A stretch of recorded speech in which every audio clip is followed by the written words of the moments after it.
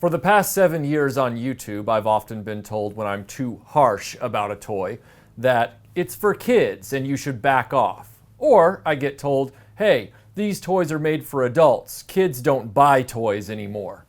Well, guess what? YouTube has weighed in on this subject. And they believe kids do buy toys. And they believe you are children. I was actually prepping my day working on a number of videos. I was doing the shot list for Space Lego. I had taken a bunch of notes on Moss Beta for Robotech Part 3. And as you can see, I had just laid out everything here to do Part 2 of the Defiant restoration, which Melinda and I will be shooting this evening. We'll be putting it up on Patreon and then pushing it out onto YouTube, I believe, on Wednesday if everything goes well, or Thursday if everything goes well. But in the meantime, you know, we've been doing Dragon Con and then we had a vacation overseas. And so we've just recently gotten back. And I wasn't aware in all that time, it was literally the day after Dragon Con ended apparently, that YouTube was handed this ruling about kids and videos about kids or videos that target kids or something. Some of the biggest grade school kid toy videos, you know, the ones that popularized unboxings and all that garbage. I don't even know their names. They're the ones that have like kids as hosts or something like that. I think one's called Ryan's Toys, and I don't know, there's another one, something like that. I don't know. I don't watch those video channels. I don't know anything about them. But apparently these channels, because they're obviously run by adults, not the kid hosts, they were doing some unscrupulous crap and, you know, not just shadow marketing other people's stuff within their videos to these kids who are watching, these millions of subscribers, but in certain instances they were pimping their own product lines to the kids in the videos. Like they had their own product lines at this point because they were that successful.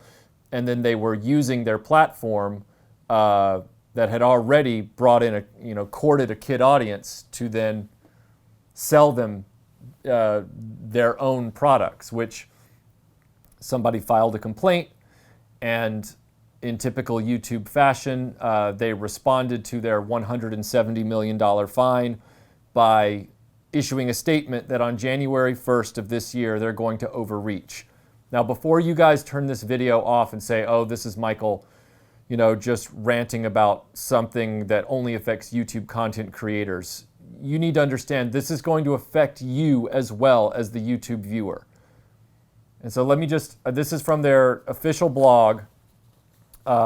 Says here, we are changing how we treat data for children's content on YouTube. Starting in about 4 months, we will treat data from anyone watching children's content on YouTube as coming from a child, regardless of the age of the user. So immediately, and I'm not done yet, immediately they are saying, we don't care how long you've been on YouTube or how old you are. You could be 45 years old and only watch videos that cater to high-end Hot Wheels collectors. As far as we're concerned, if we deem Hot Wheels a kid-centric subject, we will treat you like a child viewer.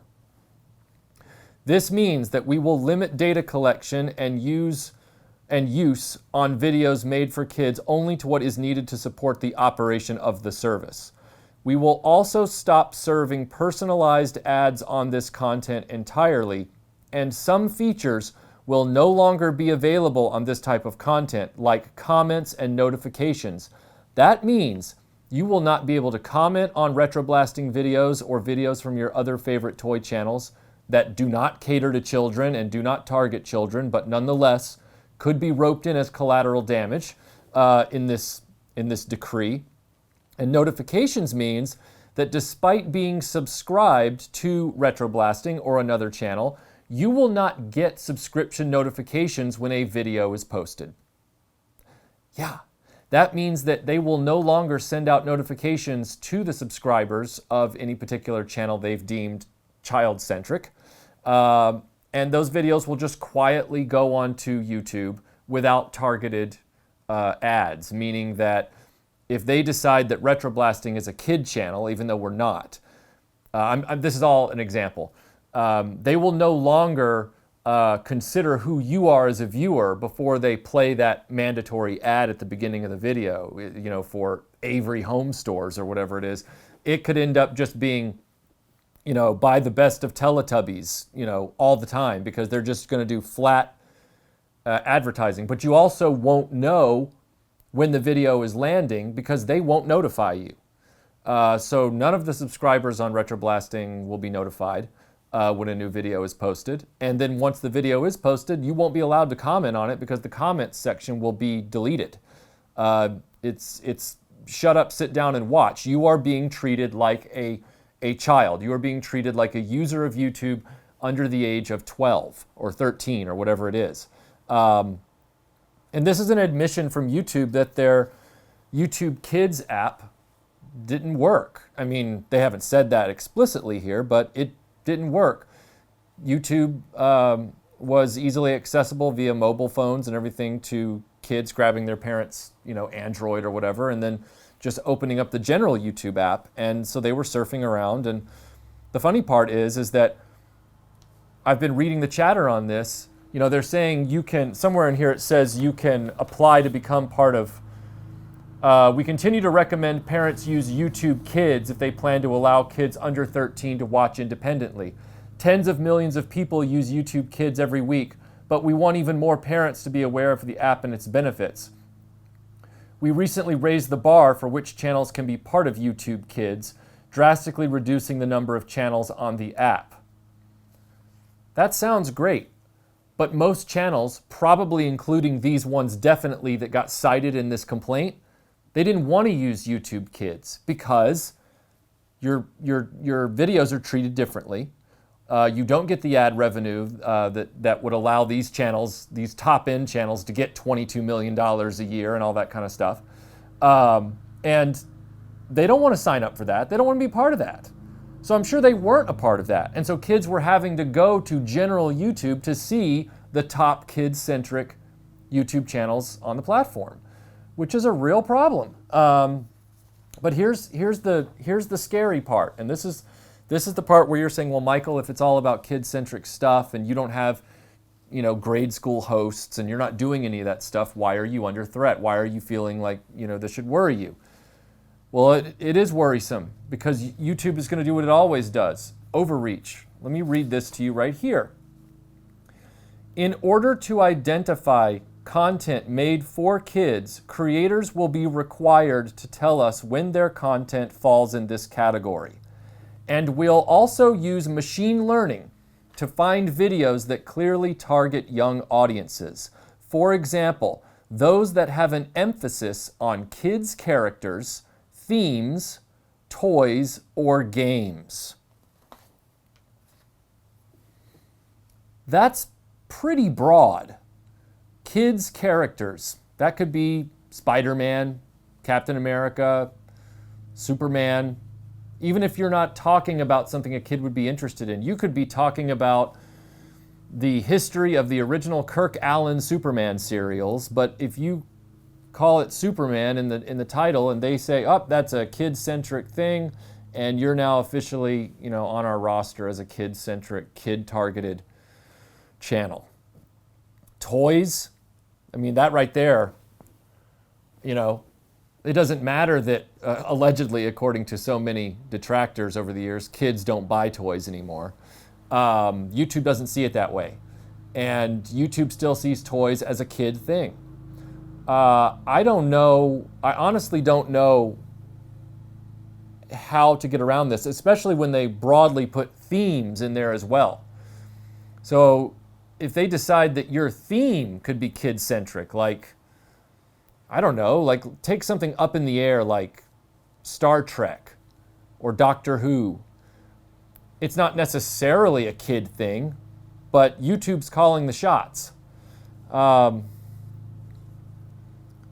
this point, I'm sure there are some of you out there who are thinking right now, and I've heard it before, well, you know, if people are about to lose their livelihoods on YouTube because, you know, of this ruling, well, you shouldn't have a career on YouTube anyway.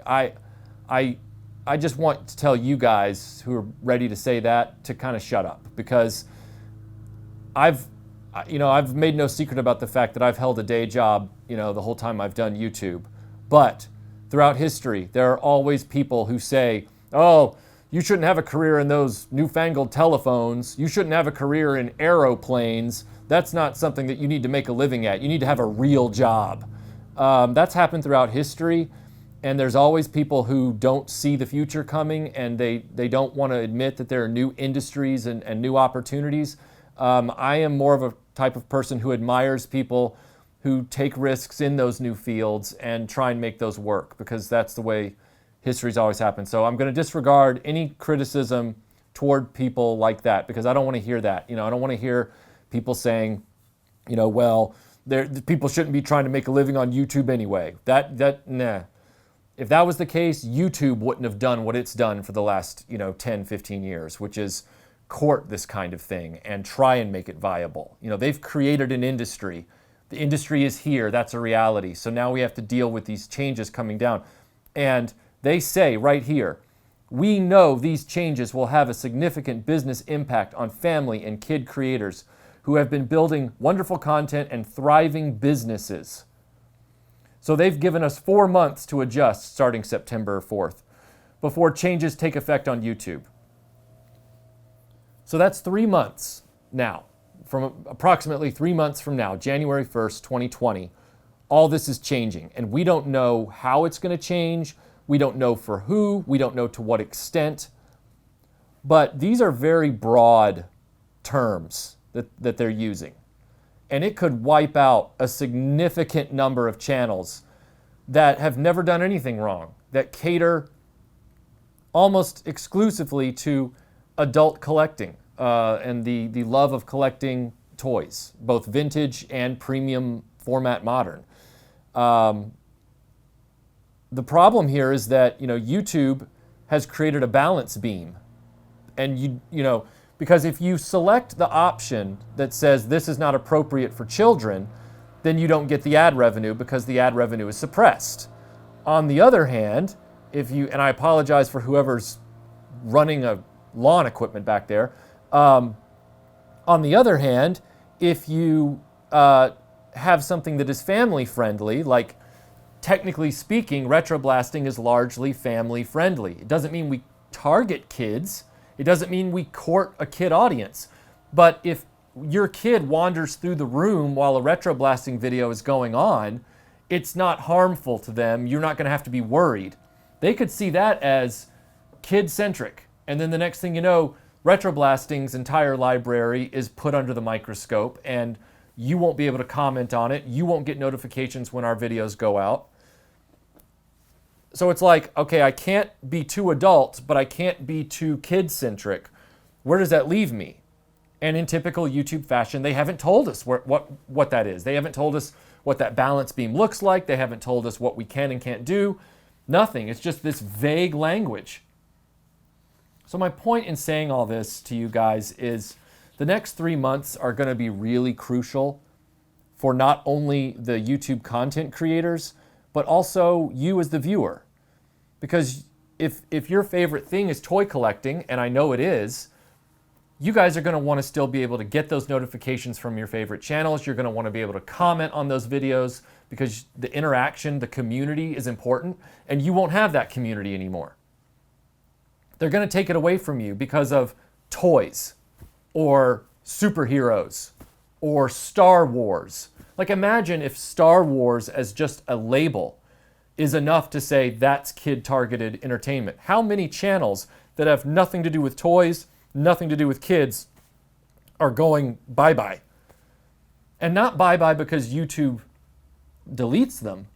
It's more like you don't have to go home, but you won't want to stay here kind of attitude.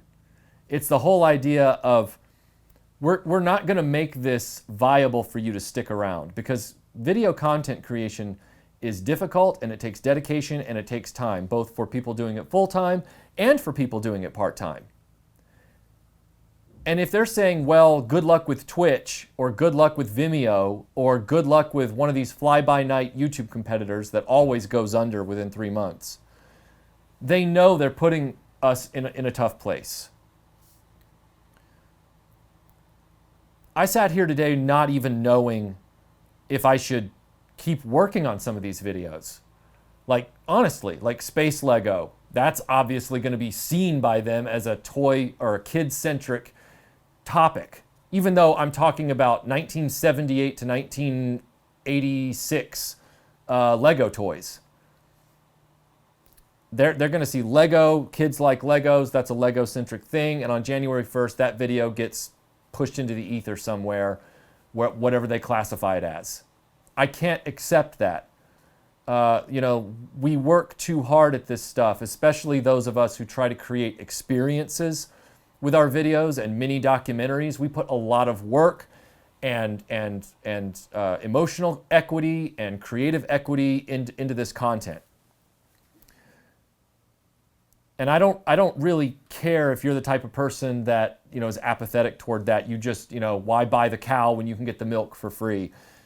Sure, that attitude works until suddenly your whole genre is taken away from you. And YouTube has literally said the toy genre on YouTube is completely under threat. They have narrowed it down to all toys are for kids and you are all children in our eyes. That's literally what they've said. If you're cavalier about that, there's nothing I can do. But if you care, especially given the incongruity of it, because right now there are videos on YouTube like this that are apparently no threat to children in YouTube's eyes. But RetroBlasting and channels like us could suddenly be seen as kid-focused, take away all of their benefits. Take away the ability to leave comments, take away the ability to send out notifications to subscribers about new videos, take it all away. I'm not looking forward to the next 3 months because I'm going to have to figure out what kind of content I can make, whether it's worth making, the cost, benefit analysis, the risk versus the reward kind of thing. And I don't mean monetary reward either.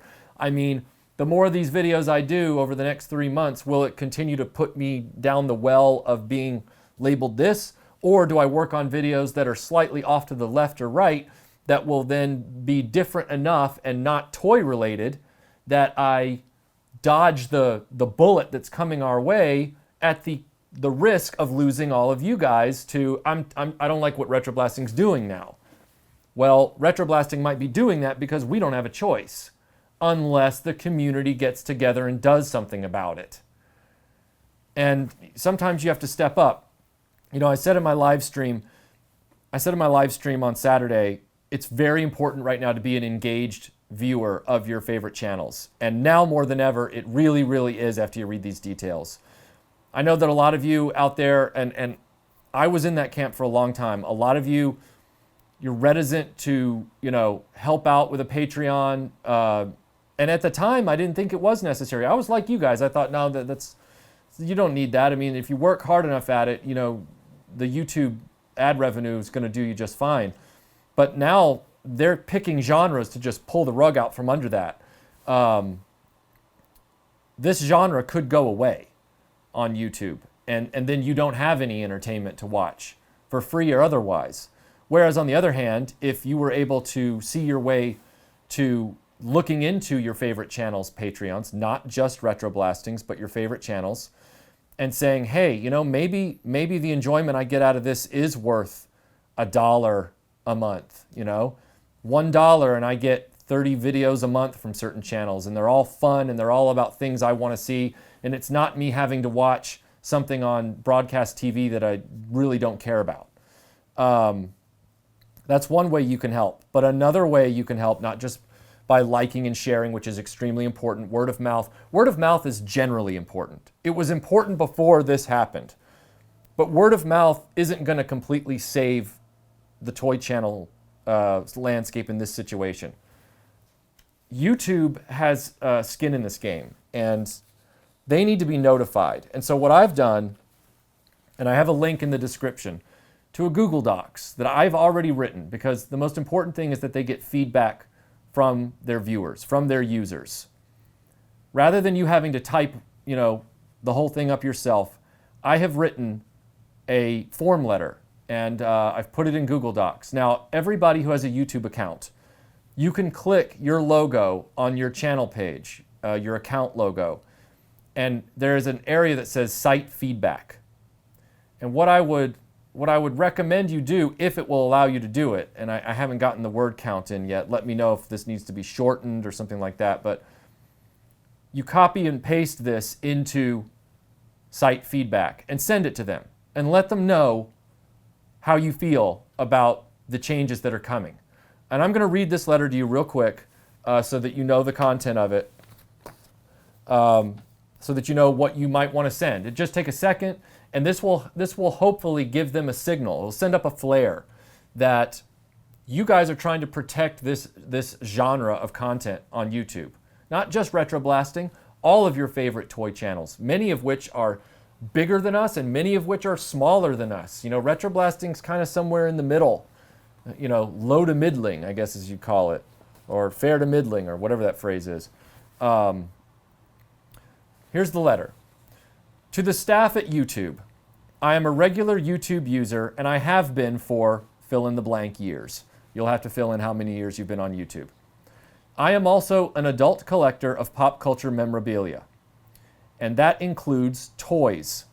Your recent announcement that you would be treating all toy channels as kid-targeted channels and all toy content viewers as children is very troubling to me. This decision does not display accurate knowledge of this landscape and could result in the alienation of a large group of YouTube users, both content creators and viewers. Many toy channels are for the benefit of adult collectors and do not target children with their content or commentary. While they may not be inappropriate for children to view, they do not cater to children and do not speak to children's interests in their videos. A few of these channels include RetroBlasting, blank, blank, and many more. So fill in a few of the channels that you like. Put them in there. These are just examples. These channels speak to me, an adult that has an interest in the popular culture of the past and the rare vintage toys and premium modern toys aimed at adult buyers related to these old properties. Using toys as a benchmark to identify kid-targeted content is a gross miscalculation and a massive overreach in today's retail landscape. This isn't 1989, it's 2019. Toys are catering more and more to adults rather than children in many genres. Additionally, using the measure of characters and themes is also potentially damaging to the YouTube platform. For example, a YouTuber might be making a video about vintage Spider-Man comics that dealt with drug addiction, but your benchmark wrongfully pegs it as kids' entertainment because Spider-Man is the topic. Or a YouTuber might be devoted to Star Wars movie news, a topic of great interest to adult movie fans. However, if Star Wars is defined in your new system as for kids and kids only, it takes a very broad topic, Star Wars, and artificially narrows it to a tiny wedge that does not reflect the many actual audiences of Star Wars, destroying many successful channels devoted to Star Wars movie news. YouTube appears to be trying to simplify something that is not simple in the slightest, and in doing it this way, you could easily destroy hundreds of channels and send hundreds of thousands, if not millions of subscribers off the platform and into the arms of competitors like Twitch and Vimeo. As a YouTube user, this is deeply concerning to me, and I hope you will reconsider how you will go about identifying the offending channels that have put your platform in this mess. Many channels have never participated in shadow marketing, have never courted the attention of underage users to sell them products, and have always aimed their content at adult viewers of YouTube. Do not make these channels collateral damage in your effort to rein in the few channels that have acted in mercenary ways with kids. Do not kill channels simply because they discuss toys or pop culture. Find a more discerning way to exercise your oversight. Thank you for reading this message. This open letter is going to be in Google Docs. The link is in the description below.